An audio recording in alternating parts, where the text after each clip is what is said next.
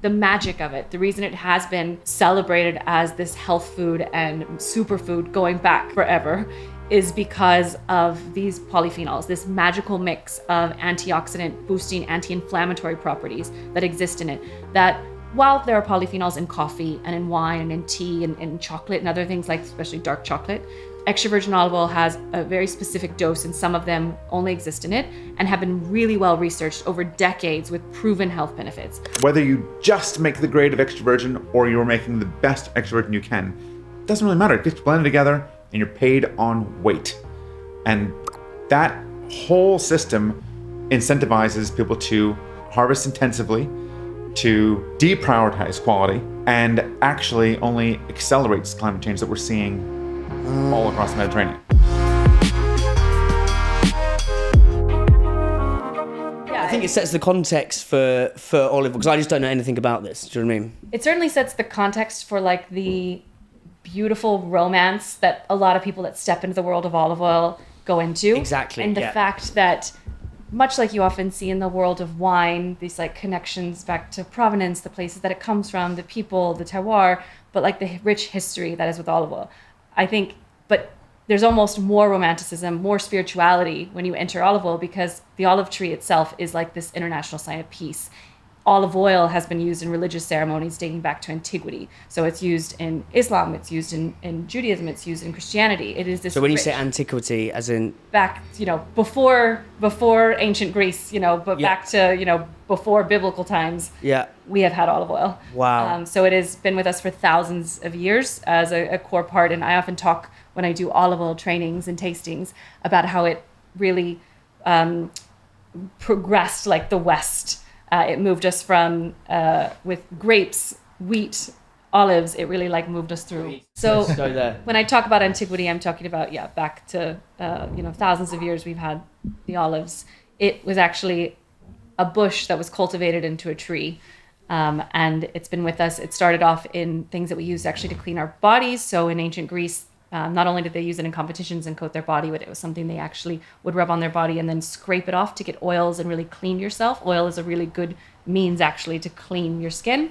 And then at some point, someone decided to actually consume it. And from there, when you talk about the ancient, how Athens was founded, Athens got its name because of a competition that Zeus had two of the deities decide who was going to be the patron god of the city. Poseidon was there. Poseidon gave sea, so he cracked the land and came a saltwater sea. Athena, in all of her wisdom that she has, decided to give the city, she knelt down on the ground. So Poseidon had this big spectacle and he's like shooting, a big pool of water arrives. She kneels down, she plants a seed, and up comes this tree. And the people of Athens decided this was a much better gift for them, because not only did it give shelter, they could use the wood to build things, but that it could also provide nourishment, nutrient, and food, and all the things that olive oil, as well as light their temples, because olive oil is also used for flames. So it was like this all-encompassing resource, and it represented like this abundance, and it went on to represent peace. So this is kind of, Athens gets its name from Athena winning that competition. That's a beautiful story. Even I didn't know that one. You don't know that story? No. Yeah, that's like the sort of the X Factor with the Greek gods, isn't it? The Greek dogs. Greek gods. I live in the world. I'm obsessed with olive oil. I'm constantly surrounded by other olive oil experts. I read all the books. But that's exactly why I wanted to start there, because I love people who are intrigued in... But some Greek classicist is going to call me out on, it didn't crack the river, it went like this. No, but I love people who've got wonderful foibles or obsessions with crazy things. Like, I've got loads, and I think it's wonderful when you have that sort of passion. When you say it turned from a bush to a tree, like how does that happen? Like, what's the difference? It's just the cultivation of what was a wild bush in the Middle East is where it came from, and the fact that we cultivated it and moved it across. The tree enabled it to grow and turn into all of these things, like actually provide olive wood, provide shelter, provide tools, provide things like that. But yeah, if you when you see these abandoned groves across the Mediterranean, which is a huge problem because there's not enough money in olive oil, it's a commodity system, producers are squeezed, and then huge amounts they're leaving certain regions. Also, the climate is putting immense pressure on them for production. So when they do, the trees actually go from looking like a tree back into a shrub. It's wild. You just see like a bushel of the sprigs, everything coming out. There's a beautiful book about olive oil that I always give the team whenever they start, and they talk about, and it has a line about, it's one of the few things that actually needs cultivation from humans to be what it's supposed to be. Otherwise, it doesn't produce the same level, and it doesn't have the same production. It needs man to be involved. That's amazing. Yeah, there's a sort of a symbiotic relationship between us as humans and then, so in that book, what are some of the other weird and wonderful lessons about olive oil?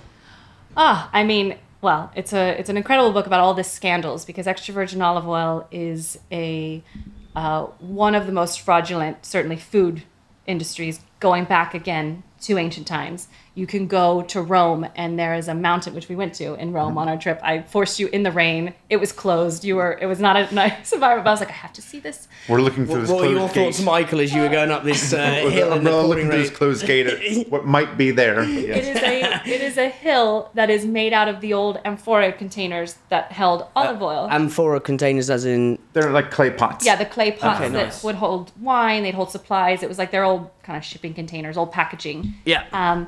And the Romans would ship this because they brought in olive oil from across the world, so from across the Mediterranean, and they would stamp where it came from, because even the Romans cared about traceability of their olive oil. So you can see this now because of how much they consumed all throughout the Roman Empire. There is what is a man-made mountain in Rome that is made out of these containers, and you can see the different traceability coming from North Africa, coming from what was Iberia, then the Spanish Peninsula, tracing their olive oil, because they've always had different gradients of what they thought was better, who made it best, what trees, what varieties, which is something that kind of went away for a long time. And what we certainly take a lot of pride in is like where these things come from, why that makes a difference, why an oil, even in Spain, this one from the north of Spain is going to taste different from the one in the south of Spain. And one day we'll see that hill of pots. One day. One day. But you know what, guys? It's not open to the public every day, and you have to book, and it's not very fun in the rain because it just looks like a hill. It doesn't look like the pot, so it's not as exciting. Yeah. But I mean, that's what I love about But if you're obsessed, people's foibles. A fucking hill to some people can be the most sort of incandescent, magical thing around. What is? Because I saw on your website you've got like different areas, different regions. Terroir. I don't know. I don't actually know what is terroir. It's so funny that you say that, because when we started the business, so terroir, and I don't say it right either because I'm not good at French. I speak Spanish, not Terroir. French. Yeah. Say it for it, Bachon. It's terroir. Yeah. Terroir is this thing that exists. We knew it from wine because Michael has had a career in spirits, so we knew Things from a different place are going to have a different taste. it's this concept of a It's sense of as place. simple as that. Different land, different soil types, different irrigation, different climates. All of these things affect flavor, and so things from different places will have different tastes. Yeah. Okay. This That is variety cool. on this hillside will actually taste different than that same variety over here on this plot of land. Wow. And we see it all the time. We see it with our own batches that we do with our family in Crete. Even the vintage, every year it changes, but certainly the different plots of land that it's on. And it can literally be as simple as on this side of the hill it gets sun during the morning, Yeah. and on this side of the hill it gets sun in the afternoon. Winemakers And know this well. That can literally be the difference in the flavor of the resulting product. Winemakers obsess about this. A lot of other category, coffee, I think, start to get into it a bit. When Chocolate. when you're a single ingredient and all of your flavor, everything is coming from this one thing, we can really obsess about it in a way that I think if you're a packaged food that might have, nothing against packaged foods, but if you have several different ingredients in your mix, you don't have that same obsession with one single crop going Have you tried Island's chocolate? Have you guys tried that? The brand I used to seen be. it. Oh my god, I've seen their the brand. chocolate is astoundingly good. But again, they've got it all from. They own the farm in St Vincent. Okay. And it is just, it's mind-boggling the sort of the depth and the tech. You eat with chocolate butter, and it's like going to Willy Wonka land, but like in a different Love it. gastronomic galaxy. It's fucking Okay. insane. Gotta check it But out. again, it is that link of like how good's the crop, how good's the weather. What's it when you're a single ingredient? You got to go one step upstream to what will impact the flavor of that thing. Yeah. If you're not making a recipe, instead the recipe is the soil type, the recipe is the climate, the recipe is Yes. the type of Yes. the variety of olive. That becomes the recipe, Exactly. and the resulting product is just the single ingredient. That's why olive we oil. think farmers are fucking chefs, rock stars, producers, winemakers all in one, because so much of it is coming down to their decisions. Oh, so you think the going upstream, the farmer is the the farmer is the recipe creator Yeah. in our sense. I was watching this gorgeous video of Fergus Henderson, St. John. Oh, yeah. Oh my God, I'll send it to you. It's like it's Around the corner. 17. Yes, we're near. Sorry for listeners, we're in Farringdon, so it's up the road, St. John. But he was like, you got to let because their whole thing's nose to tail. It's like you got to let the vegetables sing to you, Yes. and that's what you create. Like he goes, we're almost like a conduit. We just sort of take what it is, and we move it onto a plate. The whole nose to tail thing was like, let the pig sing to you. Love it. There's a beautiful video. It was from 2017. It's about 18 minutes, but it was all for his 60th birthday. And he goes into all of this, into this kind of, doesn't call it terroir or stuff like that, but it is essentially the same thing. Whereas you go further upstream, that's where the magic happens. We have the same thing I would say the same thing about whenever I tell people when I do these olive oil tastings, I do a lot of these big guided olive oil tastings and workshops, and from everything from chefs to grocery development teams, everyone looking as like, so they can learn about olive oil, not just ours.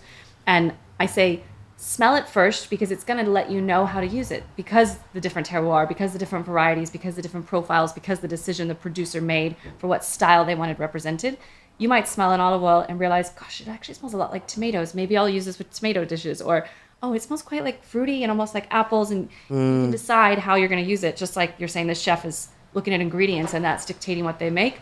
I say, have a couple different olive oils, and that's going to kind of guide you on what to do. So let's go into that then. So give me an example, because you've got a panoply of different producers, right? So give me an example of one in Greece, one in Spain, one in, I don't know, another area. And then talk me through what we've just discussed, like the land, the texture, the soil, how they... I love what you said, the farmer is the chef, the rock star, the god all in one. Yeah. I want to go to these beautiful individuals and how they create these different things. Yeah. First, and then we'll swim into like how you can actually apply that to different recipes and stuff. Well, Sarah's the olive oil sommelier here, so I won't even try to interject. I'll just say, you're there, you know the basic, and this is I'm the basic person of the two of us here. So the basic tenets are fruit, pepper, and bitter, and everything falls on that spectrum when it comes to olive oil. Fruit, pepper, and bitter. This is how you taste bitter. olives. Whenever I do a tasting, you're looking for fruitiness, which is actually not just fruit. It can be vegetables. It's like plant. I'm always like, look for the smell of life. It should smell like something that's living, something green, something fresh. Maybe it's bananas, but maybe it's also herbs. Then you want to actually feel a sensation on your palate, which is bitter, and that's astringency. And a lot of people try olive oils and they actually think that that's a negative thing, because sometimes we're predisposed to think that bitter is a bad thing, because when we're young, bitter can be quite toxic, and it's something that our bodies kind of push us away from. And it's actually something that develops later as you get older. But people love bitter. This is coffee, this is chocolate, this is Negronis. It is a flavor that people develop and like. And then the final, yes, is the peppery hit. And all these kind of represent the nutrition when it comes to polyphenols, but it also represents what it's going to do for the aromas and what you cook and how it elevates food. And then with the different farmers, with that sort of triad of bitter, fruity, and peppery, pepper. Talk me through the different farmers of the three. Give me three people's names. Let me give you different examples. So I have a producer in Portugal. She was my second producer. I think of her as my first producer that I picked, because we started with family friends in Crete. So it was just, I didn't know anything about olive oil, get into it. We were just doing the harvest with them. But when I went out, Anna in Portugal, she's in Alentejo. She is a one-woman... Where's that? Is that like how far from Lisbon? It's about... I've been there five times into Lisbon, yeah. Fly into Lisbon, drive 2 hours dead east into Spain, and right before you get to the Spanish border, she's in a little town called Fronteria. And Alentejo is mostly known as the wine region. Right. It's a huge agricultural region. It's the sunny belt there in Portugal. She is working with a variety that, more often than not, it's a very difficult variety to work with. It turns bad quite quickly on the tree. Like, it will start to ripen really early. But she's making so many specific decisions and timing, and the land there, because of the drought, is also, they have really extreme droughts in the summer, really extreme heat, lots of sunshine, loads of sunshine. It's actually stressing the trees quite a bit. And when the trees are stressed, you get higher polyphenols. Now, polyphenols, as you probably know from the food space, are these like antioxidants. Well, polyphenols, yeah. Well, I say that because they're becoming so trendy, which is weird because they've always been there. Polyphenols are these like antioxidant compounds that exist in loads of plants and things that we eat all the time, but there's different levels and there's different types. this isn't accurate. Some scientists is going to get really off, but I think of it like vitamins because there's different, vitamin C, vitamin E. So people need different things. And polyphenols are a category like this. Some address anti-inflammatory. Like some oleocanthal is one of the more common polyphenols, but there are many different types of polyphenols. It's one of the it's only exists in extra virgin olive oil. So there's some really powerful ones that are known in olive oil. So I guess just taking a step back on that now that I've taken us on a nutrition tangent is Okay. We're going to jump around all over the Right. shop. Yeah, so go. extra virgin olive oil is the magic of it. The reason it has been celebrated as this health food and superfood going back forever is because of these polyphenols, this magical mix of antioxidant boosting, anti-inflammatory properties that exist in it. That while there are polyphenols in coffee and in wine and in tea and in chocolate and other things like especially dark chocolate, extra virgin olive oil has a very specific dose, and some of them only exist in it and have been really well researched over decades with proven health benefits. So this is why when I first started the business and rocked up at Selfridges as one of our first listings doing my in-store sampling, people were coming up telling me, I don't know anything about olive oil, but my doctor has told me I need to start having extra virgin olive oil. Every time we do a tasting, without fail, doctors have recommended, and we get people that come to us because of that, because there are powerful things behind extra virgin olive oil on the health side. And producers now, and I guess kind of always, but particularly the past decade or two, have been playing with that more in the decisions that they make. There are things that you can do to stress the trees that make them produce more of these polyphenols. So when the trees get stressed, they're basically putting out all this like protection for themselves. So as they get stressed, they're forcing these like polyphenols to grow to help protect them. And then there's things during the processing. So this producer in Portugal, Anna, really likes nutritious oils. She's really into strong flavored oils. She's really into ones that, she's looking after her own health and her family's health. So she's wanting to make those decisions. So she's, of course, farming organically, farming regeneratively, which is biodiverse filled groves that are healthier soils, make healthier oils. This is a big thing that we say. But then she's also making decisions. She's harvesting super early when the olives are super green. They're not ripe yet, but it's giving it more polyphenols in the finished product. Mm-hmm. And then she's milling in a way, very strategically, in a very quick way, to basically crush that fruit as soon as possible, extract the juice of it, and get that through. And the faster you do all this and the timing and the decisions you make will give you a higher grade of olive oil. It's the difference between someone taking you take an apple that's all banged up and bruised and squeeze it for juice versus one that's like fresh, gorgeous. You're having rotten fruit juice versus having something. And that time from plucking the olive off the tree to it becoming oil, the shorter that time, the higher quality oil you can have. Yes. And how does it become? Clock starts. Yeah. How does it become olive oil? Yeah, no, yeah. It probably won't pick it up, but that's fine. I'll give it a minute. So you get an olive off a tree. Yep. Or bush. Yeah. It's become a tree. Yeah. Hopefully it's a tree. Mm-hmm. What happens? Well, like Michael said, you're getting off the tree and you're taking it to the mill. Now, what happens at the mill, and you're wanting to get it there as soon as possible, when it gets to the mill, it goes through kind of a sifting to remove leaves, stems, that sort of thing. So you're just left with the fruit.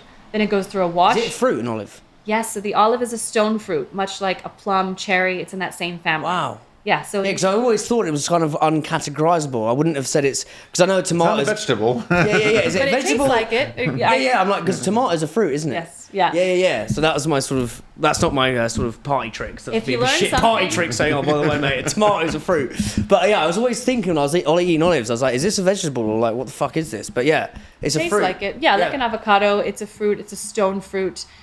Which is why we often refer to it as like a fresh fruit juice. And when you put your mind in that context, then every decision you make, from bottling, from preserving, from making sure you disclose the harvest date and all sorts of things like that really fall into place. Yep. So this fruit, it goes through a little wash. Then it goes through kind of like a crush. So most people no longer use presses because I can get into why those aren't as good anymore. But it crushes the olives. And then it goes through a malaxer, which basically makes it look like an olive paste. So it starts to mix it. You're making like a tapenade. It looks exactly like tapenade. Yeah. And as the oil starts to just form on it, then it goes through a centrifuge, pulling out that meat of the olive from the oil itself. And that finished product and this is the cleanest, most modern milling system that I'm talking about. There's some other grades that people were like, oh, there's 3 steps. It's like, yes, but when we're talking about top quality oils, trying to get as quick as possible, highest polyphenol, highest flavor, it's this extraction. It's from the paste, separate, pull out the oil, and then the rest goes off to a refinery. And that refinery is where you get regular olive oil. That goes to a whole separate place. It leaves that mill, goes on to a place that's going to bleach, deodorize, extract, put heat, everything to stretch out more oil. That is a regular olive oil. But what comes out whenever you take that fresh paste and just pull out the oil, that juice, that is virgin oil. And I think the key there is once you've gone through this whole process of taking basically an olive into a tapenade, into a centrifuge and extracting out the oil and getting this virgin olive oil, you can't make Check these. Yeah, keep going, mate. Yeah. It's impossible to make extra virgin olive oil. You make virgin olive oil by making it through this process, but then it actually goes off to a sensory panel. Someone has to actually smell and taste that it has the aromas and flavor of extra virgin olive to be certified as extra virgin. Okay, so it all starts as Virgin. Yeah. So then what? So anyone making any olive oil in the world the sort of the through taste. this cold extraction method, what you're getting at the end of it is a virgin olive oil. And then it must be certified below a certain level of acidity. There's some chemical analysis. Someone has to basically say this is extra virgin olive oil. Yes. Correct. Right. But and there are panels in every country. So every extra virgin olive So they're oil. tasting it. Yeah, they're tasting it, they're smelling it, and it undergoes a lab analysis. And those things together are what classifies it as extra What virgin. about Evo oil? VOO. That's extra virgin olive oil. Oh. So there we go. There it is. I've always thought. I was like, what is? Because you see are some not- brands. You are not the only person. top class EVU Yeah, extra virgin I was olive like, oil. that is very sort of middle class going. Oh, I've got Evo oil. I was like, fuck it now. Yeah. I was thinking that because There there's it a is. few. Oh, there's another brand called Peculiar or something. Yeah, from Not the south of Peculiar. Spain.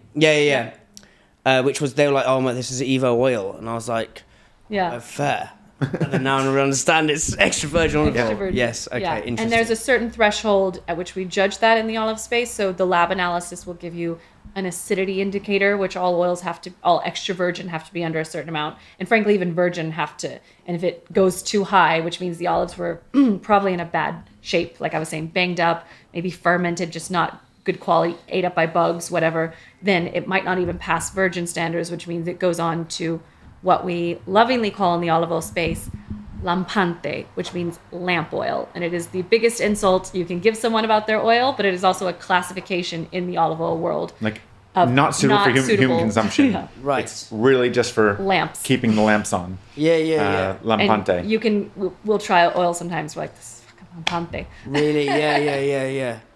Interesting.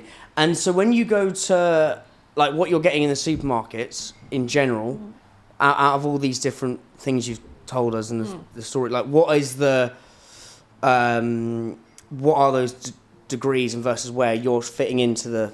And it's hard to know what to buy, right? I mean, Yeah, this is what I'm saying. Because like you could you buy look at the something. shelves and most of the brands. Where's the EVU? Yeah. Where's the Donde EVU está olive oil? Evu? Yeah. With brands that typically have a very similar style, even packaging that has a very similar style, you get shelves that are full of brands, and it's very hard for a consumer to know what's good, where it comes from, short of an Italian flag on the bottle, or which doesn't really mean anything. I mean, the reality is what the opportunity that we saw in the space is that we didn't start from that. We started from wanting to help family friends. But when we look at the shelves, So just quickly, let's go into that. So how did the genesis of this? Because you were doing drinks, mate, which we can talk Yes. about. Yep. And then yourself, Sarah, you were in the big. You just said in the lift that you were in big advertising. What were your sort of take me back sort of the sort of 5 to 10 years before you went to help your family friends. Like what was that? So- what did life look like? It won't. These won't. Yeah, this is good. Yeah, it won't pick up. so I'm a career marketer. So I've worked agency and that's a great. It won't, look, these are actually really, yeah. It won't. So I'm a career marketer. I've come up in agency, but actually this business, I was working for like 3 or 4 years in sustainability at the time we were creating this project. So I was working For the agency. No, a separate. I'd moved into this company called provenance.org, which Right. were pioneering transparent supply chains, traceability end to end, using blockchain to ensure that if a brand made claims about something, that it was backed up. And we were doing deep dives into coffee supply chains, tea supply chains, tuna supply chains, like the mafia that runs the tomato supply chain in the south of Italy, and the huge human rights issues the there. Mafia run the tomato supply chain. We did some really deep dives into. That's actually legit. Just look up the tomato, issues in the tomato supply chain with migrant labor in the south of Italy. Yeah. So we were doing these deep dives, and when we were doing. It's okay. The Mafia don't listen to the podcast. They're in a lot of. They're not in olive oil. So whenever we started to work with our family friends we were already going every year, we just would bring their olive oil back to friends here in the UK, family, bring it home for Christmas every year. We were actually there for a drinks festival in Athens, because Michael was always doing the Athens bar show at the time. And we were stopping to visit our friends in Crete, going there for harvest, bringing back olive oil. But because I was working, we always loved it, and we were like, "Why?" in like 2-liter jugs. We would fill our suitcase with these big containers, and then put it in small little bottles, clear, because I knew nothing. I would pour it in clear glass bottles, which is like a huge way to ruin olive oil, and we'd give it to our friends and family for Christmas. And then I was working in sustainability, and I was getting really interested in soil health and soil regeneration and regenerative agriculture. Like, I just felt like it was a solution to so many things. And here we were in Greece. Before it was cool. And here we were in Greece looking at these like degraded soils, and our friends who are farmers there telling us it's like Africa is coming, like the Sahara is taking over the region. Like, the soils are so degraded, they're turning to sand. We can't harvest, we can't do, it's breaking down. And so I thought, God, if they would apply some of these practices. So it was kind of inspired by this. There was a desire at the beginning to want to help our friends, because in olive oil, you can kind of explain the commodity system of olive oil. Yeah, the way all these small producers work is they take their olives, they don't own the mill, right? So a mill is owned by a cooperative. They take their olives to the mill turns it into oil and buys that oil from them at whatever the spot rate is on the given day. Spot rate. A commodity rate. So Yeah. there's a published commodity rate in the market for Greek olive oil, for Spanish olive oil, for virgin, extra virgin. There's a very clear set standards as the commodity price of that day. Like coffee, like wheat. Okay, sure, with you. Yeah. So you as the farmer, you get whatever the price is that day. And if you don't have someone else to sell to, the mill becomes your only customer, really. And that price is just about worth doing, but not much more than that. Not always. And especially, it doesn't work for farmers who put any extra effort into what they're doing. Yes, you can get a different price for certified organic, but it doesn't really incentivize any other better practices, or farmers who might actually harvest early. Like I was saying, you get sometimes a better flavor, higher antioxidants. Just doing better practices, trying to get a lower acidity. It doesn't incentivize quality, and it doesn't incentivize them looking after the land better. The mills pay based by the kilo. So if you pay based on the kilo, you will get people who prioritize quantity over quality. It's just... And they'll bring the simple grossest commercials of olives, it. the worst olives, because why would you? It's not what you're consuming for your family. This is an anonymous supply chain. No one's ever even going to know it's come from you. The mill's just going to throw everything together. Your oil and your oil and your oil. All these families, all of theirs will just get blended into a big tank and shipped off to whoever the end customer is. So whether you just make the grade of extra virgin or you're making the best extra virgin you can, doesn't really matter. It gets blended together, and you're paid on weight. And that whole system incentivizes people to harvest intensively, to deprioritize quality, and actually only accelerates climate change that we're seeing all across the Mediterranean. So if you pay people directly, you pay them more to do great farming practices, pay them to harvest earlier, to make a better quality. It only happens when you go directly to the farmer. Yeah. Mate, it's so we were talking about the Seth Godin's new book on strategy, and it's one of his best books, I think, and he basically talks about system, time, empathy in games. And it's basically, you read the book and it's just he's constantly reiterating that through a gazillion different examples. And when he was on the podcast, he goes, a lot of things, the issue is most people don't realise we're in a system. It's like a fish doesn't know it's in water. Yeah. And he says half the battle is understanding what the system is or how the system works. Yeah. Is the first thing. But then he says the system is like a river flowing. Like it's been there since the beginning of time. Because you've got two options. You can either try and push upstream, which you're going to get, unless you're a fucking salmon, right? But you're gonna get just bulldozed by the system, which is kind of what's happening with these producers. The other option is to try and dig a little thing on the side and let the river, which is essentially what you guys are doing with this, by going direct to the farmers, paying them more and getting a better product. And I just want to sort of go into the sort of the systems of soil. It's one of my obsessions at the minute is this system thing. Do you guys know Henry Dimbleby, who did Leon? His book Ravenous. I mean, that whole book Ravenous is essentially the food system. Yeah. And he's basically saying you've got to attack it from all these different angles. Yeah. So you've built this little slipstream here with Citizens of Soil. But what have been some of those massive challenges in getting what I understand logically as a great thing to do to actually happen? Do you know what I mean? Well, it's funny, we have investors in our business, and a lot of these investors, one of their big reservations is you work with all these small producers.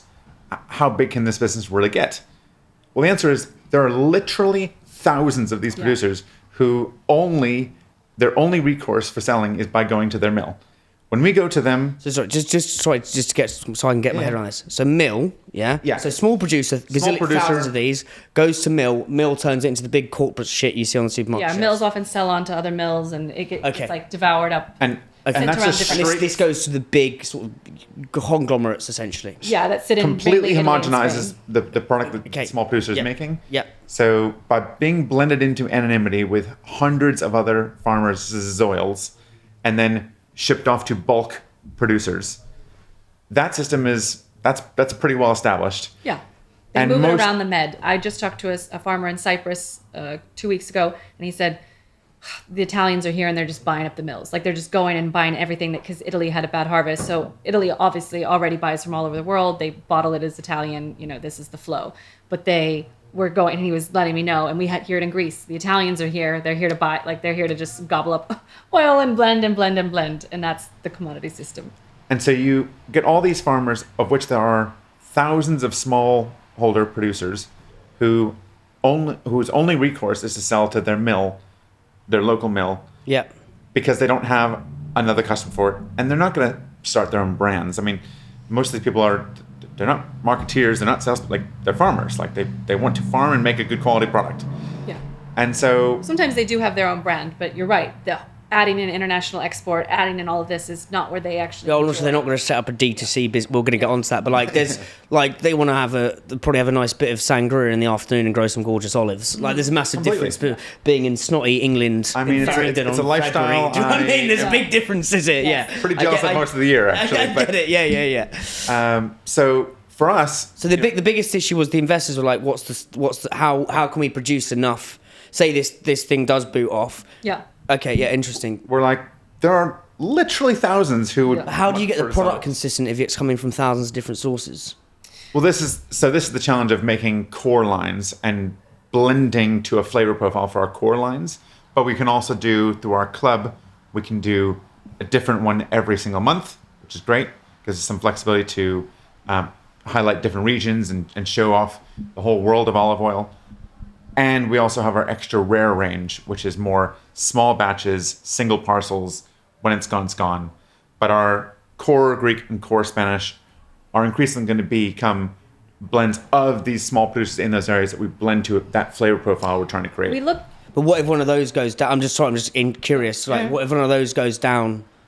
What are the producers? Yeah. What happens? I mean, the quality. Oh, we have producers sometimes that we can't buy, because of the weather, something has affected the climate. Yeah. Their machinery broke. We had a producer this year. Their machinery kept breaking down all during harvest, which means it didn't go fast enough, which meant the quality wasn't there. Yeah. That is why we have a network of producers that we can kind of pull from. Yeah. Our oil in Waitrose, the first year, that producer lost 90% of her harvest the second year because of the climate. it 90%. 90% down, which Then means how? we couldn't But use that oil then again. like, how do you control? So then you say then Waitrose buy, like, how do you ensure the product going into Waitrose is consistent? So Because we're blending to a flavor profile for well, I'm finding in that case Yeah. it was like finding the right producer that had a very similar. One thing people have to get over. Just think of it like wine. The vented, this is a single ingredient. It should taste different year on year. Not vastly. Yes, if it's always a delicate variety, it should always be delicate. Yes. If it's always peppery, but it is not going to taste exactly. Our family, we harvested the same week, from one year to the next, and the notes changed so substantially. It lost this like avocado note, and it got like this tomato note instead. Like that's a very natural thing that happens. But you can kind of monitor the intensity and pick farmers and work with a farmer. Yeah. So I'm just trying to get. That's what we do. So it's almost like you know what that mix Yes. you're trying to get, and I you've tell got them exactly this what is I'm all going for. Sarah's, No, it's just setting because that I think it's flavor such, profile. as I said to you guys, it's such a fascinating business, just model and brand and everything, and it's like I'm so excited to speak to you. But yeah, I think it is again that's the idea of, like, as Seth says, play to the system, right? So it's like he goes, you've got to dance with the system to change the system. So it's like, if you're going to go and say, right, well, if our olive oil, if our suppliers are down, then we're not going to have a product to go into retail. But it's like, so there's enough of them that we can, we can make that happen. But then also it's like, well, we're going to play to the system, because we're going to have playing to the system is saying we've got this extra rare thing on D2C, and then the community is comes out. Yeah. So you're still getting sales there. That's incremental sales. That's the sort of the Easter egg each month as well. What's the olive oil of the month? Yeah, olive oil of the month, which is genius. When Sarah talked about this one producer who, first year we bought 10,000 liters from her. Second year she was 90% down on yield. Yeah. So we lost her for what was our Waitrose oil. We had to find another profile that was similar. It was a fantastic other oil that I found. We went with them. And then now... But we used her oil in the club for one of the months. So we still bought as much as we could from harvest. her. So this year she had a good harvest. She was back. She was the first person I paid. Literally the first check we cut was to get her oil, because one, I knew she hadn't had an income for a year, because there was not a substantial income. And two, and this is the relationship we have with the farmers. Like, they always know that we will continue to buy from them whenever they have the availability, when the quality is back.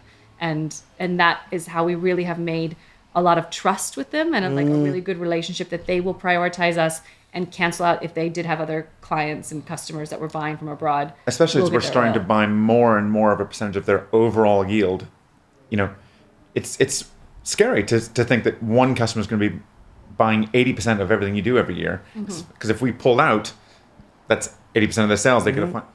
But actually, we're building up that trust year and year, and we're growing, and it allows them to continue to reinvest and grow with us. Yeah.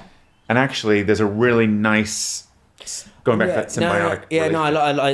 And again, that's another example of dancing with the system, right? But like creating your little slipstream, which you're doing wonderfully. And then how do you do you just pick up the blower? Do you get on Google? Like, how do you find producers? Yeah. No, I network through a lot of legends in olive oil. There are legends in olive oil. There are some international. Who's a legend in olive oil? There are international judges. They're everything from everything who've written books on olive oil to international olive oil judges. So these are the Zeus-like sort of figures of olive oil. They're the people that are running, competitions. There's an incredible. I have two mentors. One, actually, they're both in Spain now, but one was originally from Greece or from Italy, who have been doing these competitions for decades, traveling, all over, looking at olive oil production.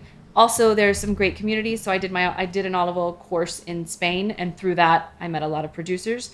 But so much of it comes from word of mouth. Like, our farmers are so excited to work with us because of the community we create for them with each other, which is where this whole idea of turning a commodity into a community. It's not just about what we want, that farm to table connection. We also want the farmers to have a connection, to grow, to learn, to evolve, get better practices, improve their quality together. Like, on our WhatsApp chat that we are with them, we're talking about nutrition, how to get polyphenols. We're talking about, how to get rid of fungus and bugs without pesticides. And those we're talking about all the issues that they deal with. So we've got about almost 15 producers now who are all in the WhatsApp group, all sharing information with each other.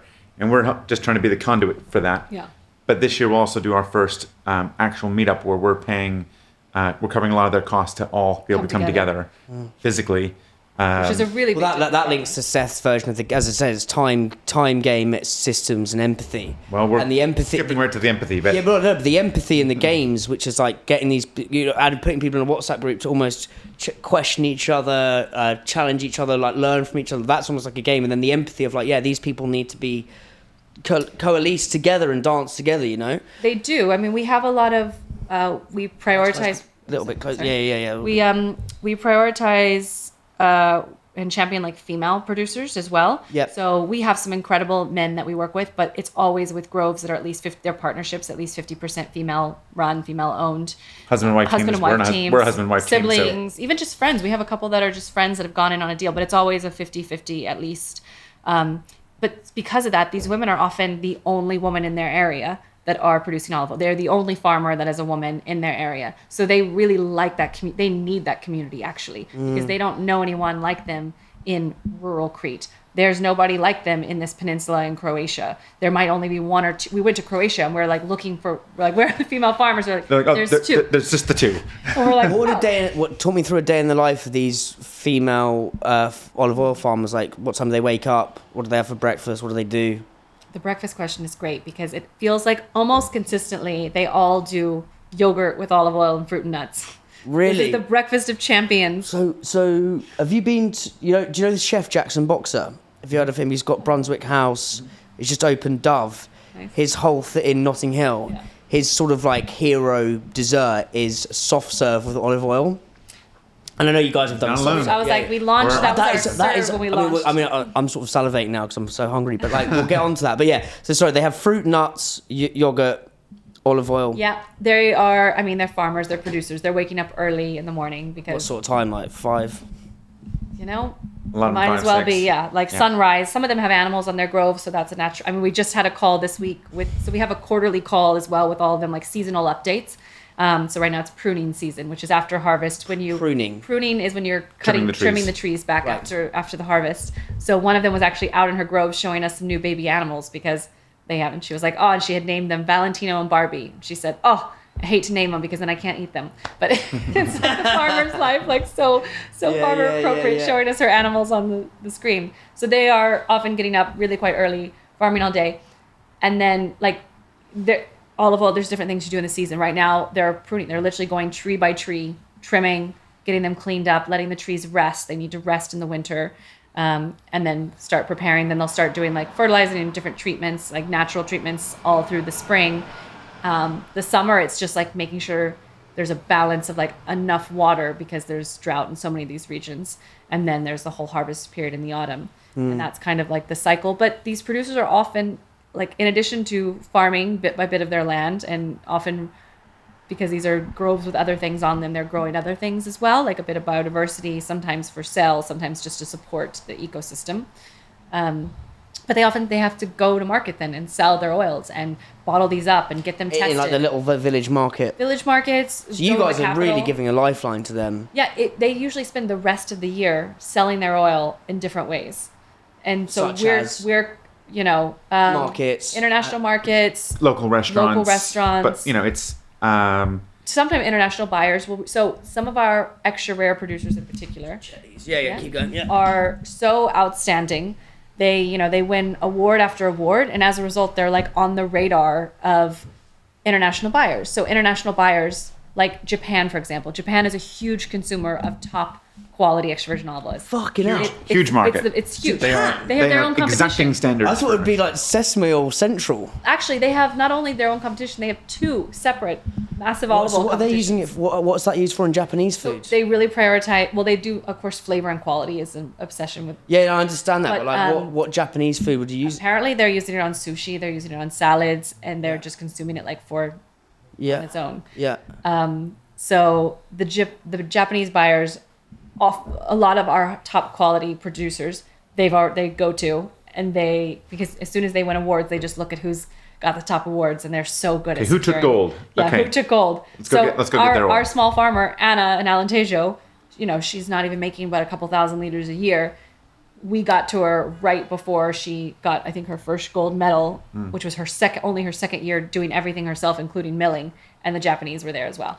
Like Wow. they're just like on it. They're so, and it's amazing for us because they check quality so well. So whenever you go, they've fully inspected a mail They and give you everything. sort of the Toyota full rundown on olive oil. And I think it's, we obviously champion women, and Sarah can speak to the societal impact of why we do that. But there's also a real practical reason. We've toured around all across the Mediterranean, and we meet a lot of men in the farming industry and the olive oil cultivating industry. And the story is always the same. Well, my father did it this way, and his father did it this way, and it's generations have always done it the same way. And then we meet the women, and they're like, well, I started off by doing my master's in sustainable land management, and then I did a 400-hour coursework on regenerative agriculture. Like, they're so overeducated that they approach farming in a completely different way than if you have done it the same way for generations. We can't keep doing the thing the same way we've done it for generations. Yeah. And it's almost, the quality is almost a given when we meet the women in these. Not to say that there aren't men doing amazing olive oil. Totally. Of course there are. Yeah. But it's kind of a given when we meet the women that the standard of quality is already there. And they also prioritize sustainability and nutrition. Yeah, the nutrition one is an interesting. It's a 3-layered.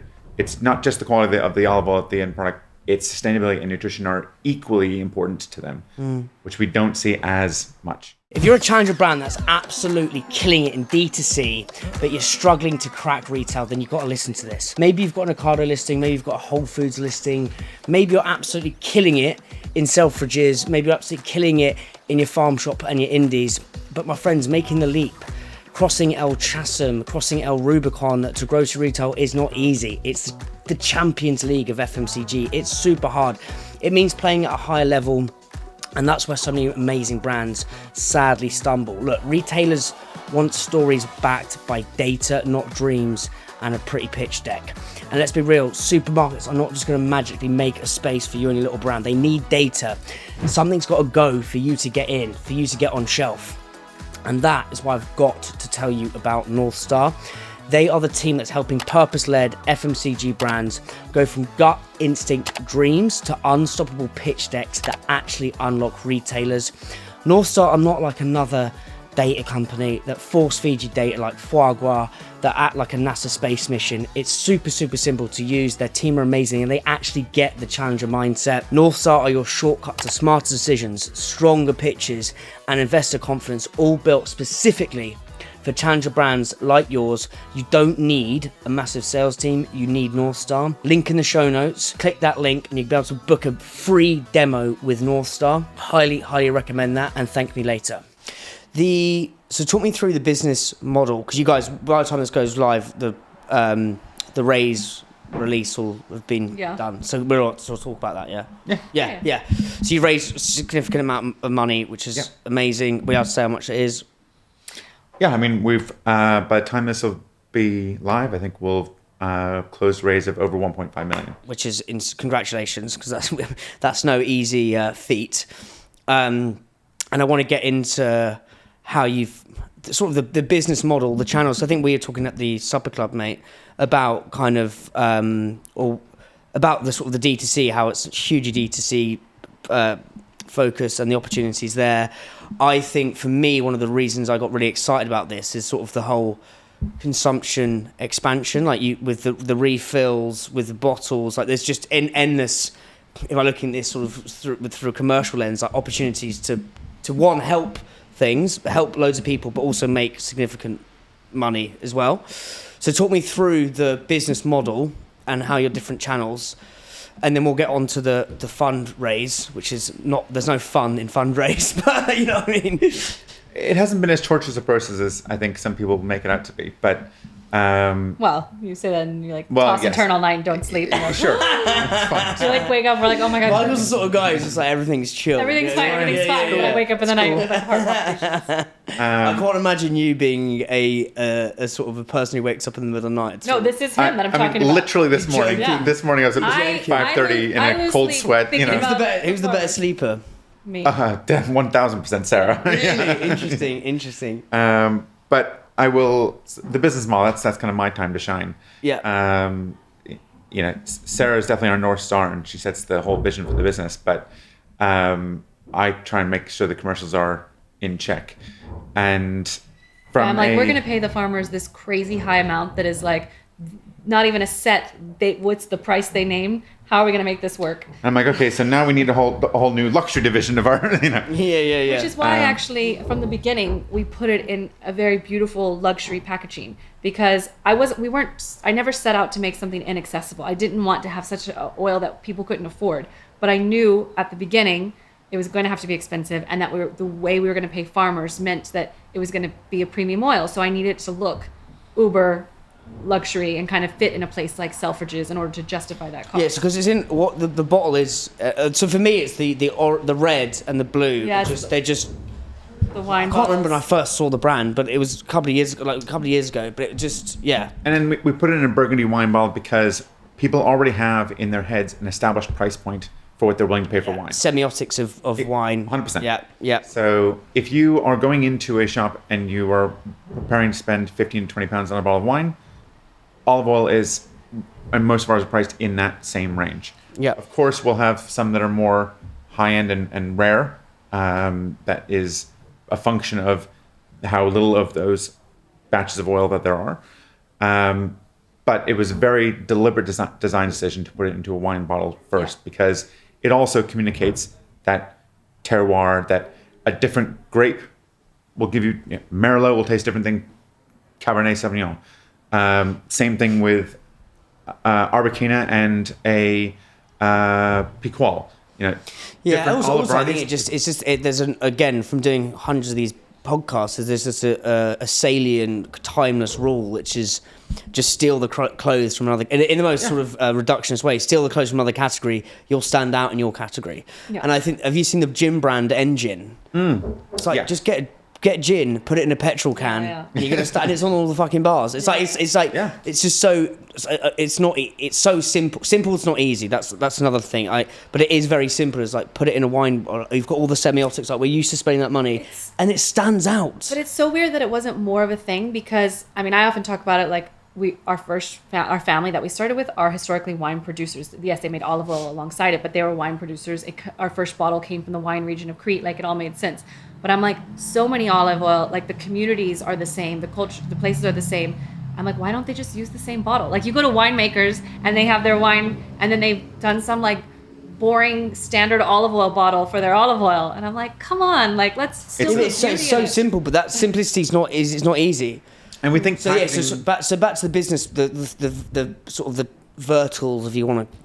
Go into investor speak, but we will have our extra virgin range, and we'll have our extra rare range, and we're looking at other ranges that can sit alongside those between more cooking everyday oils or flavored oils. We're looking at the whole olive oil category end to end. But then the club, the membership, is its own evolving, almost separate part of the business, because the behaviors of those people, those customers, it's also our best value. So whereas our extra rares can be, £35 per bottle, 40, some magnums go up to 100.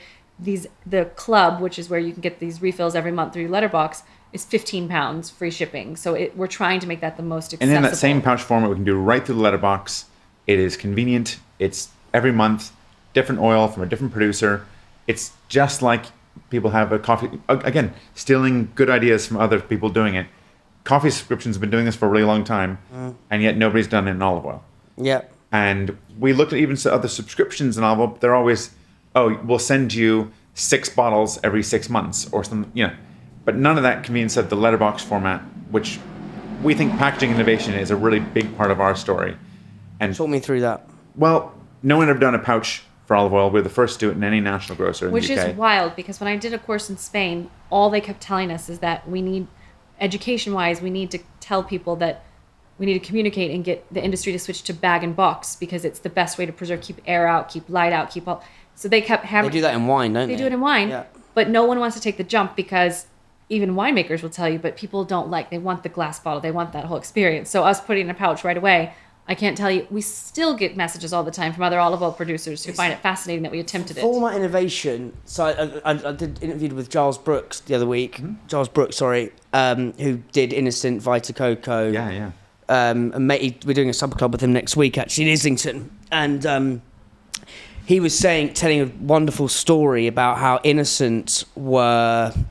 They basically had their juice in a Tetra Pak, and it was their orange juice in a Tetra Pak, and it wasn't. It was doing well, but it wasn't what they thought it could be. And they basically put it into those plastic cartons with the lid that goes, the famous Innocent, Yeah. And it's like, it's just changing that. Yeah. And the trajectory of their business changed overnight. And I think, as you say, it's like, it's kind of common sense is something that I think it's so easy to convolute building a brand. And it's just like, okay, what's working in another category? It's probably going to work in this category. Yeah, and I think that and the refills genius... have been done in other categories too. A refill, like... And it's like, yet, not done in olive oil. People still are like, is this laundry soap? If they just see it on its own in a Instagram story, like it is a shocking, weird thing. Yeah. I just found it weird. Yeah. Well, that's another example of sort of dancing with the system, not trying to reinvent the wheel. But yeah, so the specifics, you got the... You really did like that book, didn't you? Oh, mate, I'm obsessed. I'm literally sort of knee-deep, balls-deep in that book right now, mate, yeah. So the different products you got the wine bottles, which are that channel goes into sort of retail. It's in Waitrose, in Selfridges, Ocado, Booths. Abel and Cole. Yeah. Next one is the pouches. Refills, which we were the first in when we launched in Waitrose. It was the first refill pouch for olive oil in any national grocer. Yeah. And what are they refilling it into again? Tom? Into the bottles. Okay, yeah. Well, Yeah.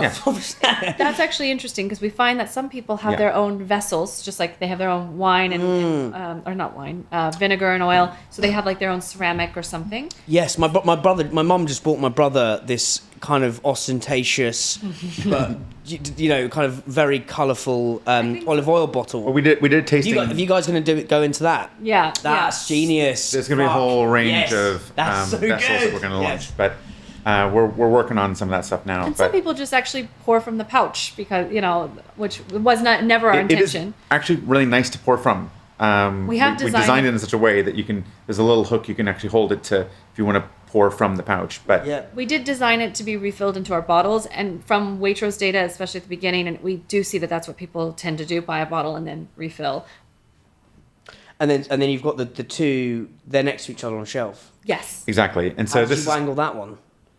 Sorry? Was that easy to sort of wangle, or was it? No, but actually, it's been a bit of a double-edged sword. They love the idea to have the refills and the bottles in, and so every store they want to do both SKUs. And actually, it's actually been harder to expand our distribution because they only want to put both in together. To every store. They don't want stores that only have one or the other.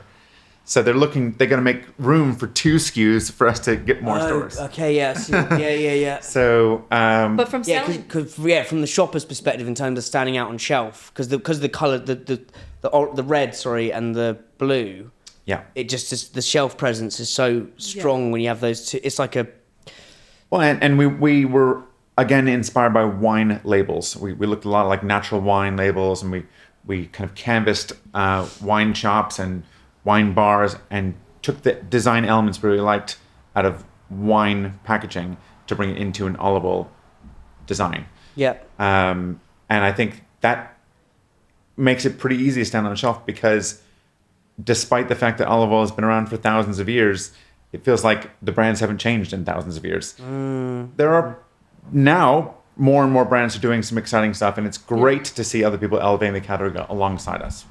We're not trying to do it alone. We encourage other people to be more experimental. We saw one of the largest brands in the world at the Waitrose Food and Drink Festival doing olive oil margaritas, and we were like, bravo. Yeah. Like cocktails and olive oil in it, like pushes the boundaries.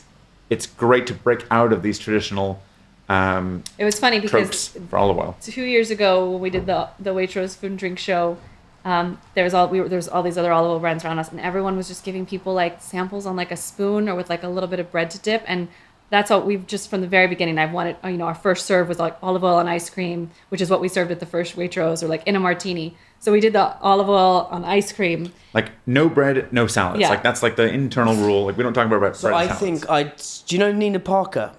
No. Oh yeah. Saucy. Yeah. So I interviewed her last week, and again, this is another thing I think. If you ask yourself the questions like sampling, I think that's the most cinematic, theatrical. If you get the right people doing it, obviously you know this, doing your tastings. That is the best brand touch point. It's your first impression. But I think so many people, myself included, probably think, okay, we'll put it on a spoon or we'll put it on a stick. I think if you were to say to yourself, right, whatever sampling session we do, any brand listening to this, like, we're not allowed to use forks or sticks. Or just don't do what's expected. Don't do what's expected. Your whole, like, so what Nina does is, because I used to do the White Mouse stuff when I was basically just a divvy giving it out on a stick, right? But she's doing it with noodles and Selfridges.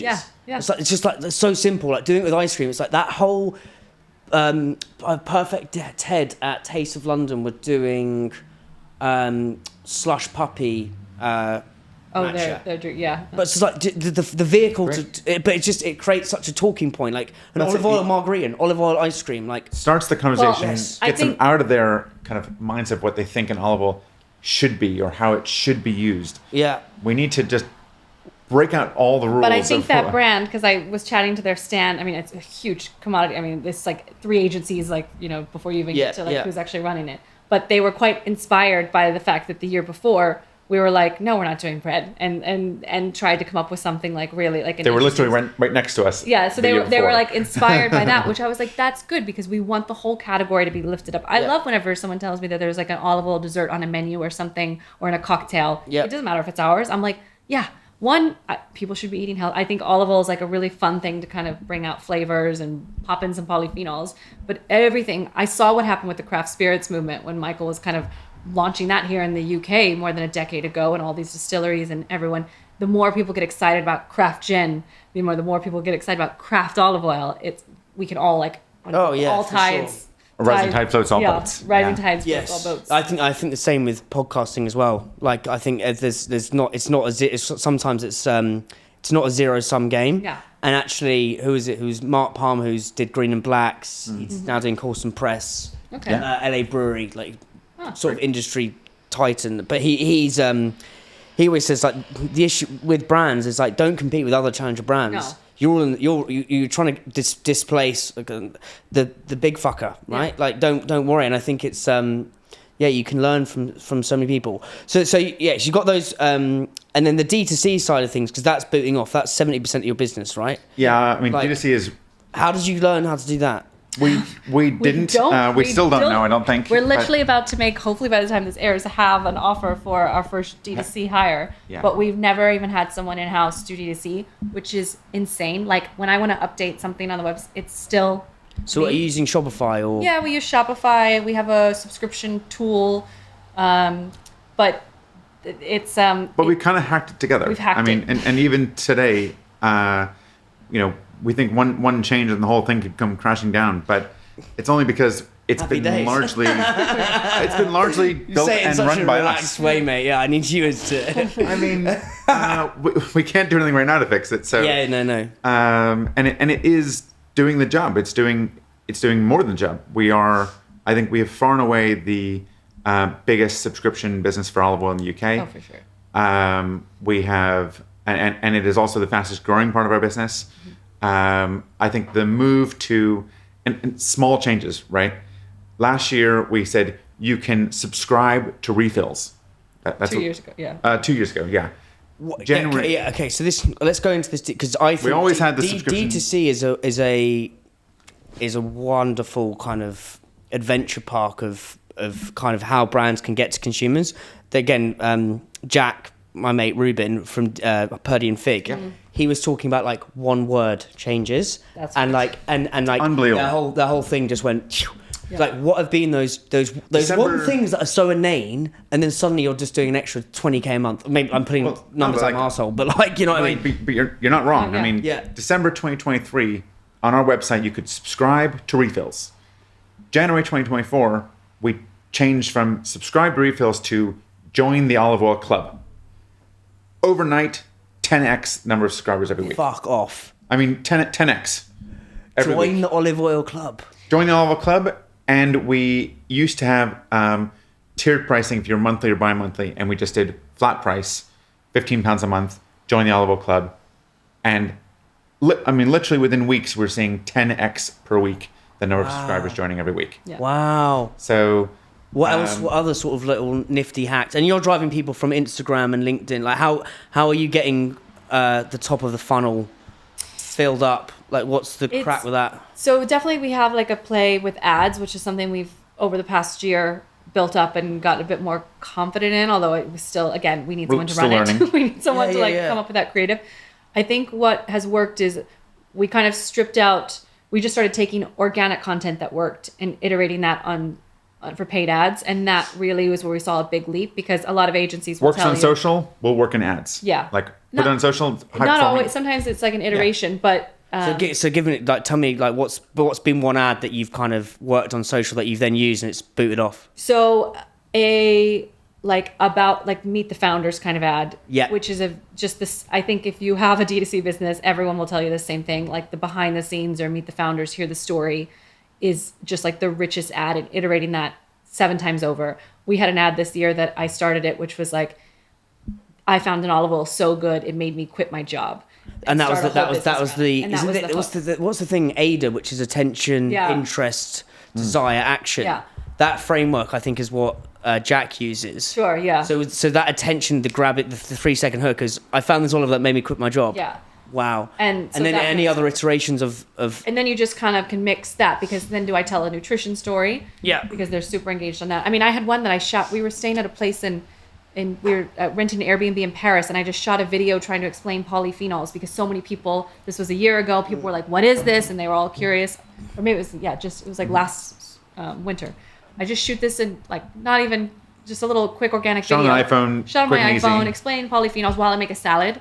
Turn that into an ad. It was one of our best performing last, and it wasn't meant to be anything. It was I think it's kind of like the Wild West of D2C in terms of cowboys and Indians, and like this is what Jack was saying. He was like, actually, less professional the better. Yeah, and he was like literally, we'd done the full shebang shoots and stuff, but actually sometimes it's just bosh. That's what I would see. Like, we would do photo shoots and get all these beautiful photos that we would then put up in ads, and it just didn't translate the way me with the phone walking around the groves and just being like, do you know what an early harvest is? And talking and putting that out there. So then that's how you get people in. And then what are some of the things, again, super tactical in terms of, so join the olive oil club. Yeah. What other ways? And I think we have enough producers we work with now that we can actually do a different oil every month. I think that has got people to stay with us. That sets the Purdy and Fig model of going from you get the same spray every month to you get different scents. Now we're able to say, this is a discovery experience. Do you want to learn about olive oil like you've learned about wine and coffee? Come with us on this. Get a card about the producer. See how to pair it, a special recipe. Make it more of an experience than just like you're refilling and getting the And when we had multiple oils that were the same. Commodity into community, it's just such a... it's one very delicious aphorism, but it's just... we're pulling out all angles here, but it's just so clever. It is... Turning commodity into a community is more than a catchphrase for us. It is at the core of everything we do. We put it on team docs. We say it in our what I wanted to one of my goals coming into this conversation was to pull that across from the farmers, where you're paying Maria outside of Lisbon an extra couple of, well, not a couple of bucks, that would kind of go against what you're doing, but significantly more dough for her olive oil. But then actually, how you're doing it with the experiences and stuff like that. So we have levels of community, right? So community of farmers, then community of subscribers, and then even investors, because we have a community of investors, and we treat them differently. We treat our citizens. There's a whole citizenship play. The investors get sent the nice bottles each month. I'm joking. But they're all communities, right? Yeah. And it's about cultivating each community and making them feel. So we want our investors to come together. Yeah. Empathy. We want our farmers to come together. We want our citizens, I'm thinking a bit longer term here, but how do we, do we have our own Reddit threads? Do we have our own Reddit threads? Or, do we have our own... We're going into a different terroir there, mate. I was what are channels that people subscribe to? The citizens who are subscribers to our club can all start talking to each other. Yes. How do we facilitate that conversation? Yeah, because that's one thing I've always wanted to do with this podcast, and it's something I'm trying to think about is how to build more of a community. Yeah. Because I think people are pining for in-person... Well, you came to the supper club, mate, so you sort of... I think there's something about putting challenger founders who are just these courageous crazies, they're my kind of people. you got to be a wild fucker to do this. It's not easy. Yeah. And I think people are pining for kind of tribes, and that's what you're doing. But what are sort of what's the sort of the utopia of where you're trying to get to in terms of community stuff, like, and how are you sort of I mean, well, it's I think to Michael's point there, we see our farmers, so there is a whole like farmer program and this fund and things that we're wanting to do on the farmer side, which we're starting this year with our first like meetup where we're bringing them together. But then we actually want to get to the space where there's more of an experience around, of course, like supper clubs and meetups, but getting people, you're with us for a couple of years, you get an invite to harvest. You can go to one of these harvests. You can go to an oleo tourism, like an actual experience. Go meet the farmers, learn about them. Oleo means olive. Yeah, they call it just like, what is it? I don't know what the wine tourism is called, like vin tourism. But anyways, I think it's called wine tourism. Olive oil tourism. So getting people to actually go see the grove, see how it's made. Yeah. Are there things we could do here? Like, there's olive trees in the UK that people plant. I know you can't believe it. No. Just looking out of this sort of this. But are there ways for us to cultivate the essence of olive oil through like the Mediterranean lifestyle here and things that we could do? Yeah. I think connecting community together through events that aren't just even food. Yes. That are wider. Yes. We just did a tasting, an event at Soho House where we brought in a nutritionist because we have the segment of a community that are really interested in nutrition. It wasn't a foodie event per se. I mean, we did have, of course, things for them to eat, but it was people diving into the questions. We did a bar core event recently, which we just sponsored a bar core class, which is that, intense workout, like inspired by ballet, and out in West London. And, this is exactly this. They're coming together. We're breaking bread. We're having a conversation, and we're doing something really active, which really resonates with that community. What have been on this journey, like some of the... So, Michael, mate, your drinks background, what are the two principles you've taken from drinks that you've applied to Citizen of Soil? And then yourself, like in terms of like from your big agency background, what are the one or two principles you've taken from there that you apply to this? Anybody who worked at Maverick Drinks, the company that I set up in 2013, would probably remember me saying the classic sales line, always be closing, the ABCs of sales. I think it's Glen Ross, I think is where it comes from. Yeah. Ours was always build community. That was a line. I said, like, same ABCs of sales, only ours is always build community. Because I think the hospitality is such a relationship-based business. And I think our products were never going to be the cheapest. Yeah. So just go like a little step back, reverse a little bit. The Maverick Drinks, what SKUs was that? Talk me about that. Maverick Drinks, we had brands from the US, Ireland, France. Distributor. Yeah, we were a distributor. So we don't own any of these brands. Sorry. We owned a few of the brands, but we also had a lot of brands we didn't own. Yeah. And we are the custodians of those brands. And some of them were national brands, in all the national grocers, like Bathtub Gin. Others were lovely brand, yeah. more niche, but had super fans, and we kind of catered to that whole spectrum. But always build community was something I just kept drilling into our sales team, because you're not going to win on price. You will win on quality. I stand by the quality of everything we do, and that's true today with all the olive oils we do. But I really felt like the more we could bring people together and be that connector in the industry, the more people would want to find ways to work with us. They'd be actively looking for ways to work with us. Yep. And actually creating opportunities for us rather than us having to come to them with opportunities. Amazing. ABC, anything else? That and I think because there were a lot of brands that we didn't own, and we don't own the farms. We are the bottler and the sales and marketing. Yeah, we always tell our farmers. We just had a call this week, and we're like, "Here's your sales and marketing team, like calling in." That's how they want to think of us. Yeah, but that's genius as well. Like not actually having to do any of the production yourself. Yeah, but also like we're on a team with them.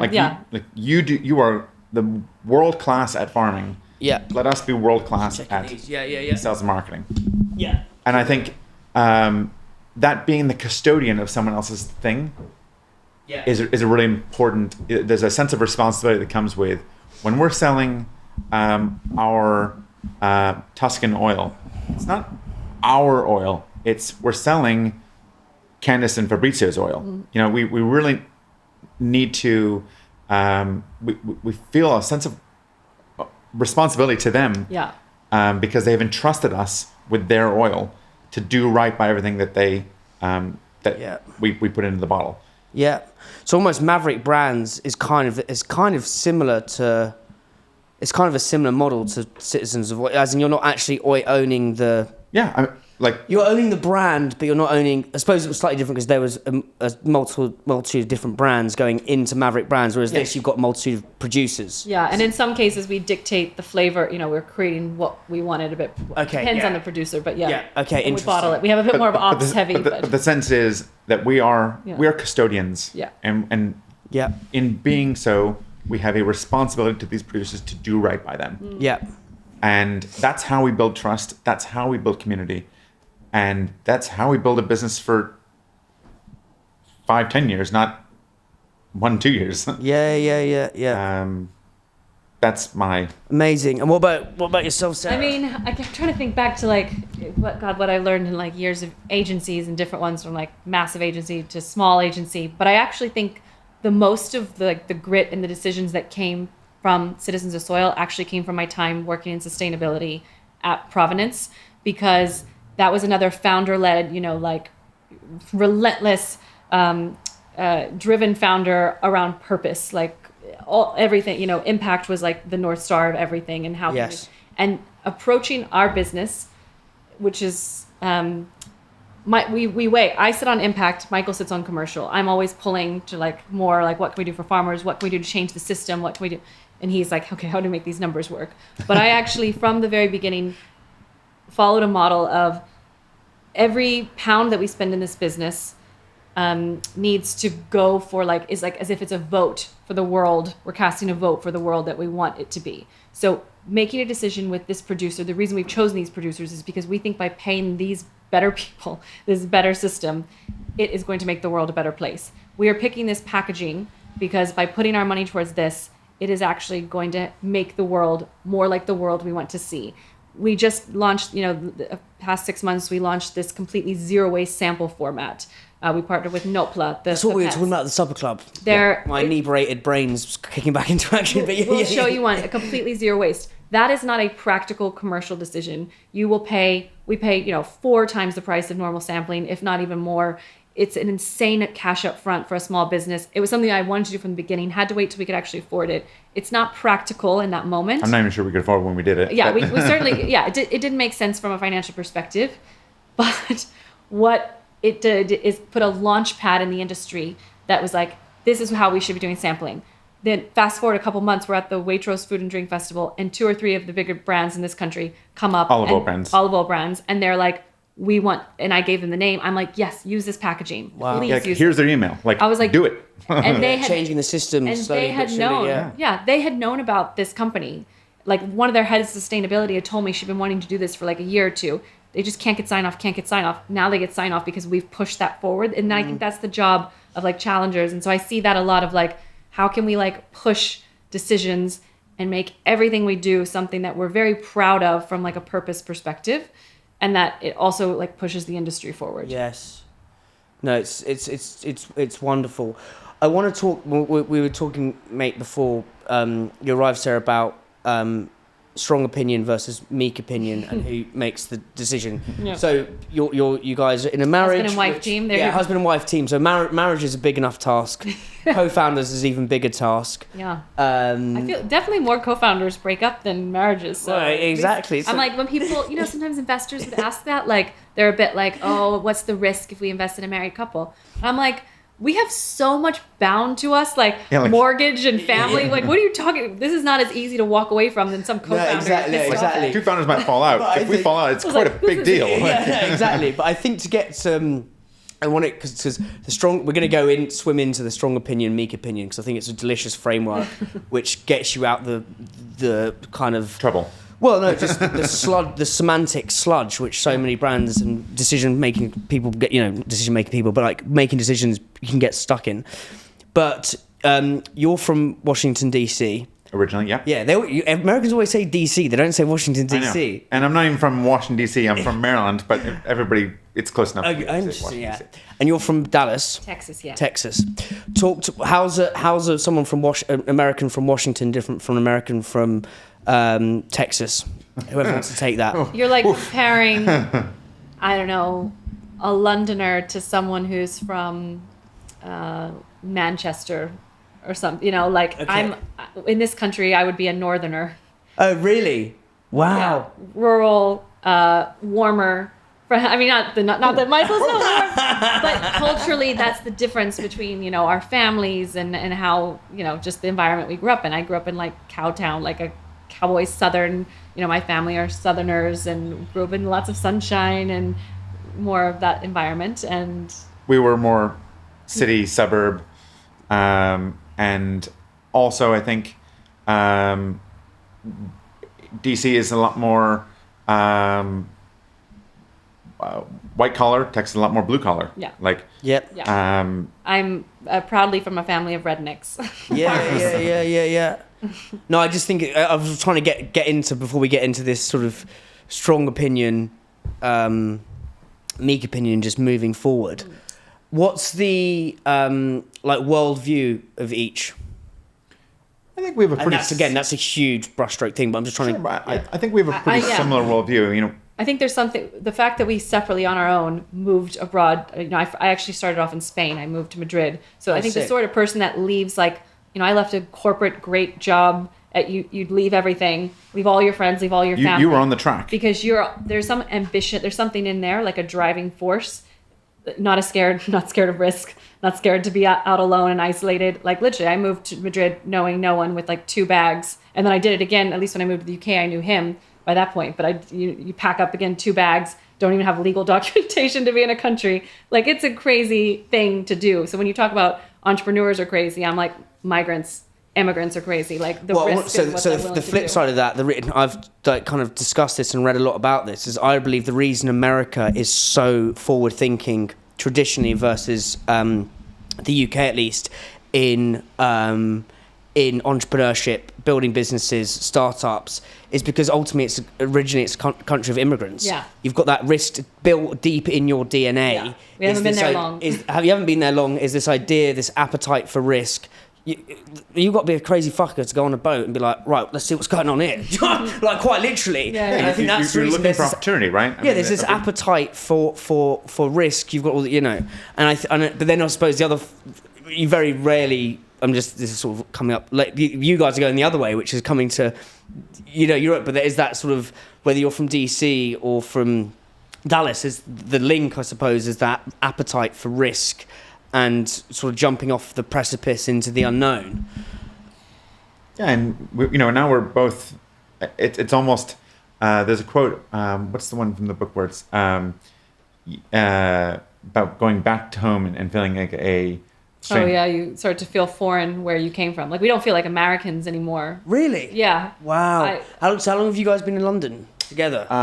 Together since 2013. Yeah, and then I was in Spain for a couple of years before that. But you've been in London. And I've been here since 2006, so about 19 years. Yes. So this is, for all intents and purposes, and my parents listen to this, they'll be crying when they hear it. But they know that this is home. Yes. Yes. But also, likewise, we feel like home because that's in us. We're the sort of people that could make home a lot of places. Like we might, we go back to Spain and I got the quote. I think it's the purpose of travel is not to be a foreigner on or just to feel like a foreigner on foreign land, but to actually feel like a foreigner on your homeland. Yeah, whenever we go home, we definitely feel like, I'm always like, Americans are crazy. It's like, oh, you're just Yeah. I mean, of course, we love them, and some of our best friends and family are, but you do feel outside. Well, I mean, we're I've the sort of people- got a mate who's gone to Dubai, sort of the gold rush of Dubai. Yeah.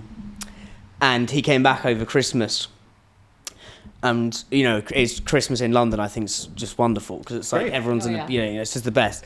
He was like, "Oh, I'm not sure I like this, mate," and I'm like, "Shut the fuck up! Like, this is the best country, this is the best city in the world." You know what I mean? Okay, that's super interesting. Now let's talk We're both about. now British citizens as Yeah, we're well, both so like British. we're here. I was just trying to get some context, but now let's talk about the strong opinion, not strong opinion, decision making have to. process, because Yeah, I don't know who wants to take it. Whoever's got the strongest opinion on it.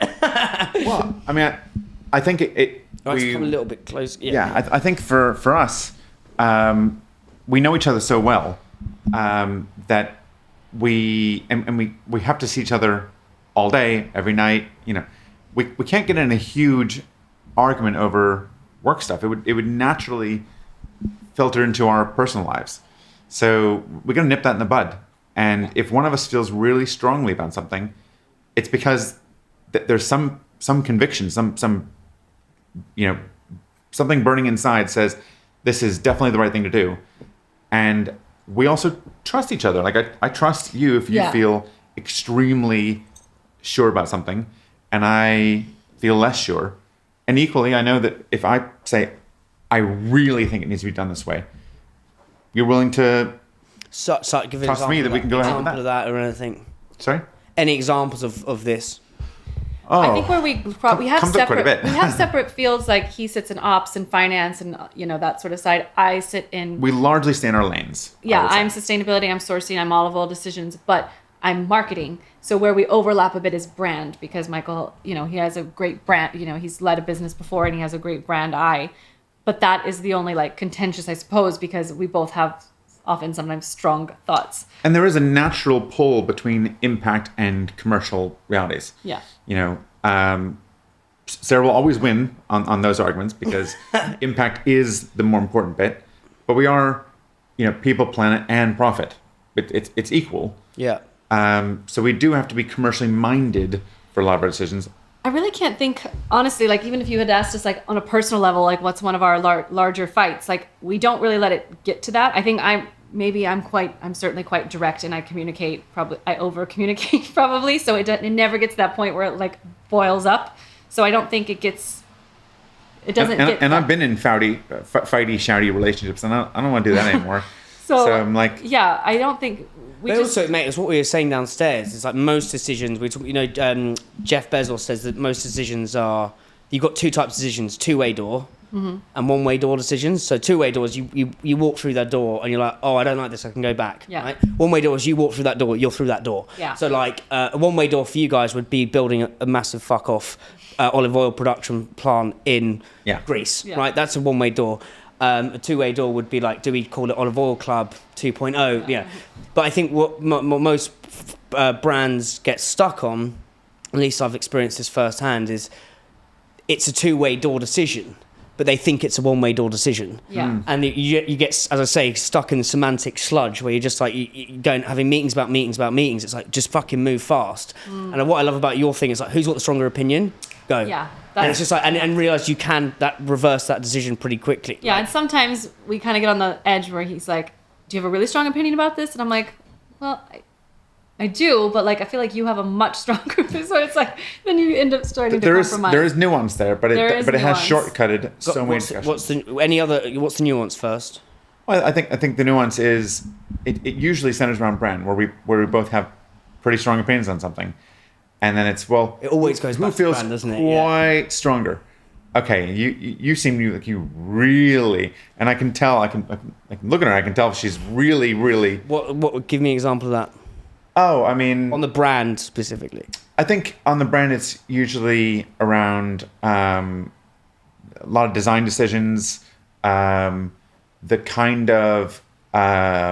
Well, even just recently, there was an NPD product that we were going to launch, and we were both really keen to launch it for a while, kind of working on it. I found the producer, we were going through this forever, and then I kind of at the last minute was it's just going to just completely distract us, this NPD, from what is working.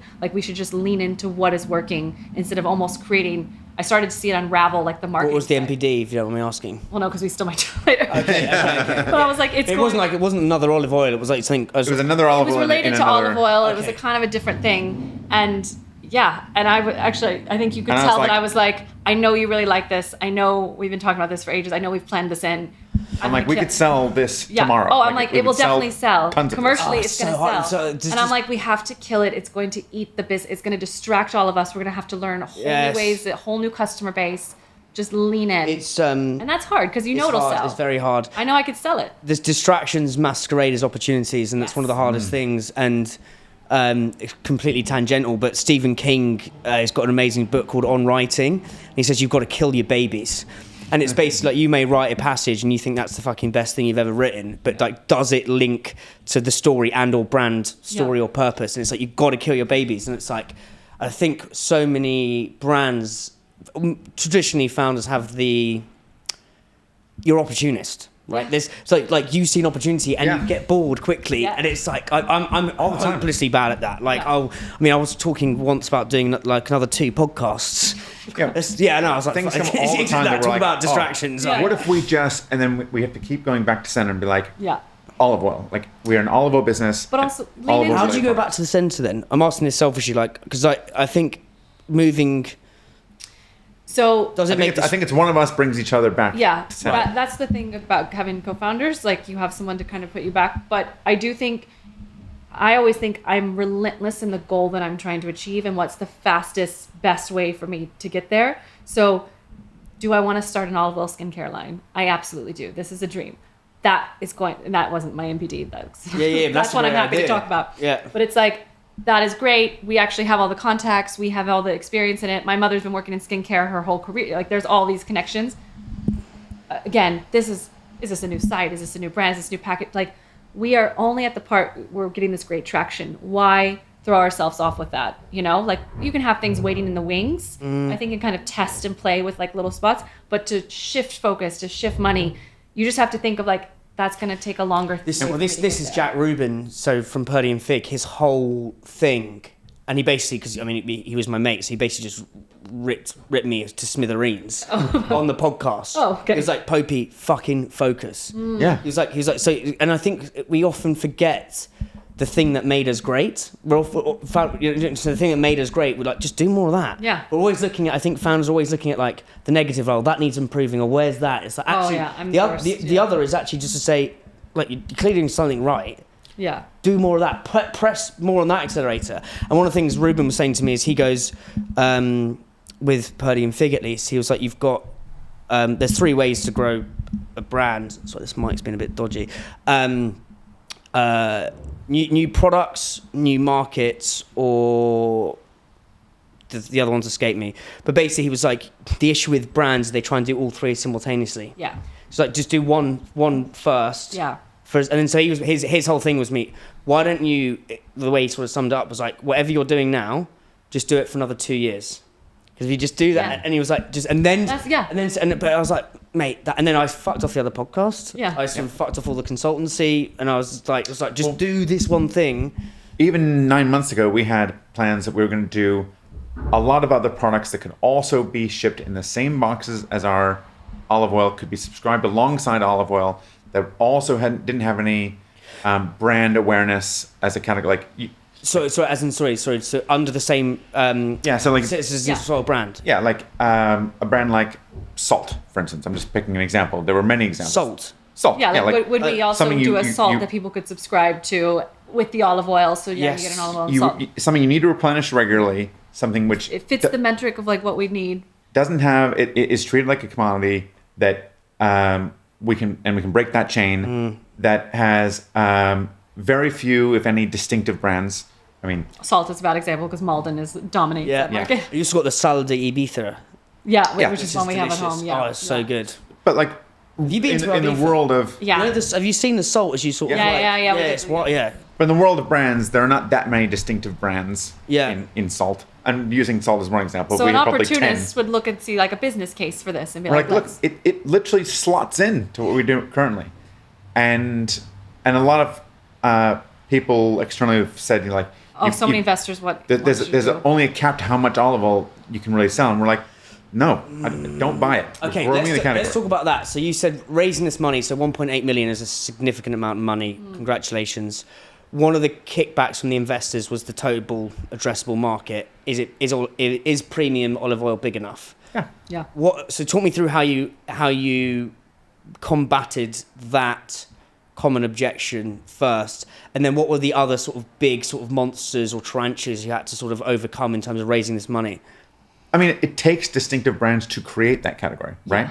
So Like, what is the kombucha market? Like, what was this a couple of years ago? What is? Like, I don't even know how big that is. How Well, big? I mean, I I'm don't know, just but saying, like, but 10 years ago it was nothing. It was not a category, like- and now it's like filling all of our shelves. dairy alt milks. Yeah, That was exactly. a crusty thing Yeah. in some Specialty weird coffee. Brighton shop. How do many you know what I flat mean? whites were sold 20 years ago? Yeah. Like, Yeah. you know, these things didn't exist until somebody came and premiumized it and did it in a really distinctive way. Yep. And so we recognize that the premium olive oil category And is also, sorry, just would you sort of sell in the total oil market, Yeah, or would you just do? Because could you say, right, like vegetable oil is worth 2 billion? If we encroach on that, is that how you're selling it in, sort of thing? Yeah, and also people coming from other, like, how many butter people can we convince to olive oil? You know, Okay. like how many people can Fats, the edible oils. and how big is that rapeseed market? oil, like all these things. How many people can we bring into the extra virgin olive oil category to grow the size of the category? It's not about how big it is now to us. We genuinely think we are helping to grow that category. Yep. And we hope that other interesting brands also come along to help grow that category. Yeah. It's Yeah. a big enough category that can be grown. That's a pretty, I don't say easy case to make. I think people who are investing in us really get it. Yeah. And we're delighted with some of the investors we've got on board. But some have Who also have you got on board, if you don't mind me asking? Well, I'll tell you when the fundraise is finished. But Yeah. Okay. Yeah. I but would definitely notable exit founders, a lot of exit drinks founders. so many great angels, from that space. And funds that have real experience in DTC as well, which we haven't had And today. who are also importantly impact focused, which is I think where a lot of sustainable brands get tripped up is if you don't get money that aligns with your values, like as in they are happy to let you make expensive decisions, pay your farmers way more than you probably the record that would normally indicate. So I think we having investors that are backing impact because they see what the end goal will be is really important and gives us the freedom to make the brand decisions and the sustainability decisions that will shape it. If we take a step back to our first fundraise, I remember saying to Sarah, Sarah said, so like people are going to own part of our business. And I was like, well, we have All new to it. Did not understand any of the fundraising, EIS, SEIS, any of this. I was like, what does all this mean? What is EIS? Is what entrepreneurships? What? Enterprise investment scheme means Fuck, I was miles off. So for angels, it's a great incentive in this country because they can get Tax relief for investing in- And then what's the SEIS? or even earlier stage. So you can get like 50% tax relief, 30% depending on, which is a great incentive. Even if you're just wanting, I highly encourage women listening. It's a great thing to start getting in like angel investing because we need more women investing. And that was another thing that we went after our first one. Like, can we have a cap table that's like 50% female? Because this is what we're trying to do.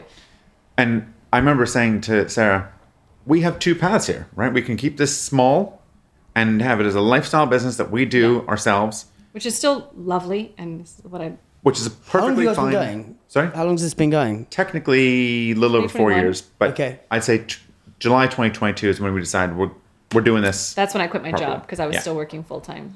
With you. And I said we can keep this small, and we can do it as a lifestyle business, and it's ours, and it's just you and me, and we do something that we really love. And you'll But- probably have to still work on the side. You may have to also have a second job, maybe a side hustle. But the downside is that the impact we will have will also be small because it will take us a really long time to build. Or we can take money from investors who believe in our ambition, grow this a lot faster, and have a much bigger impact on the farmers we work with and be able to work with more farmers and accelerate the change that we want to see. Yeah. And that has its own downsides and everything, but we're at a fork in the road. And I remember Sarah saying, I want to do the big impact thing. I want to do the one that Strong. yeah. Strong. Yeah. I want to do the one that pays the farmers more. I was like, okay, then that's the decision. So now we go raise money. Now we go after this And in now a you big can't way. look back and think, oh, but it was so nice. But and it that was is just in our that's a one-way door. spare room. That's not a two-way door decision. Yes. Yeah. So it was. No, it's interesting because I had that same sort of thing with the production stuff. I was telling you about doing. We're trying to do this, and this is why we're trying to build a production company off the side. Mm-hmm. And it's like, and I'm constantly battling with this tension. Is that a distraction? Is that my salt through the thing, or is it actually highly leveraged? Because it's like we've got all the experience. And again, it's a constant tension. The short answer is like, I think another thing on this is you can start Do it. yeah. But you can start small fires. Sure. There's a nuance here. You can have your main bonfire burning. You can start a few small fuckers and see what happens if that sort of kindling turns into anything big. But but I think it's the small bets thing. David Hyatt, who did Hyatt, do you know Hyatt Denham? Yeah. He's been on.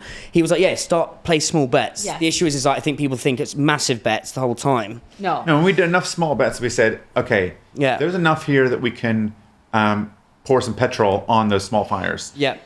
So, and that's the fork in the road. Yeah. Do we go get cash from investors who really believe in what we want to do to go run at this as fast as we can? Yep. Or do we sit by the fire, and it's a nice, comfortable place to be, but it's a small fire, it's a campfire, and we keep that fire burning. But we've decided to go. It was finding the right investors, though, because even that first round, we sat in calls where we got off. How did you find the right investors? Because that's a dance. I mean, I remember sitting on a call with this one investor, and I was like, I don't want her to invest. Like, she's going to be a nightmare. She doesn't care about the impact. She doesn't care about the sustainability. No. She's always going to be pushing back on these things that we decide to do. Like, absolutely not. We also, especially the first round or two, we were very careful about who we were bringing into our community of investors, making sure like they were also good people we would enjoy having a meal with, go out to dinner with. Like, who would you want to sit around a table with? And I think, and a lot it's people we knew to start off with. People who I'd known from the drinks world, who had seen go on to exit their drinks businesses. Yeah, founders are a really good source, I think, at the beginning, finding people who've already or gotten to a certain point that they might not have exited yet, but they might have enough capital in it. So, there's a plan? You've said exit a few times, to exit at some point.